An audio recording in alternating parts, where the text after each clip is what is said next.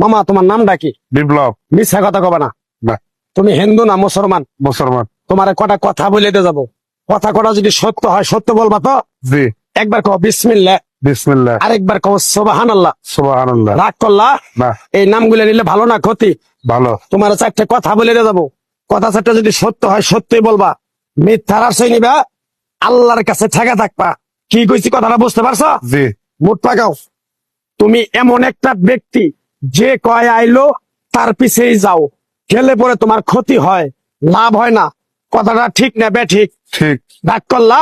না না। যখন তোমার কাছে টাকা পয়সা থাকে তখন তোমার আপন বন্ধু বান্ধব, কাছের মা বাবা মা থাকে।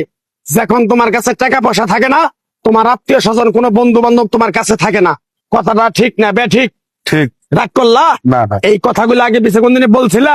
না। তুমি মানুষের পিছনে যায় হাজার হাজার টাকা পয়সা নষ্ট করো, তোমার পিছনে এসে কেউ 10টা টাকা ক্ষতি করে না। কথাটা ঠিক নেবে ঠিক? ঠিক, ঠিক। আরেকবার কও বিসমিল্লাহ। বিসমিল্লাহ। আরেকবার কও সুবহানাল্লাহ। সুবহানাল্লাহ। বিশ্বাসে বস্তু মিলে তর্কে বহুদূর। তোমার যে কথাগুলো বলছি সত্য বলছি না মিথ্যা বলছি? সত্য। তুমি এমন একটা ব্যক্তি, মানুষের দুঃখ কষ্ট দেখতে পারো না, তার পাশে যাই দাঁড়াও, তারা এসে তোমার পিছন থেকে ক্ষতি করার জন্য ঘুরে। কথাটা ঠিক নেবে ঠিক? ঠিক। রাগ করলা? না। কিছুদিন আগে একটা বিপদে পড়ছিলা, অনেক বন্ধু বান্ধবের কাছে 10, 20, 50 হাজার টাকা হাওলা চাইছো, তারা তো ফোন ধরেই নেই, তোমার সাথে এখন যোগাযোগ বন্ধ করে দিছে।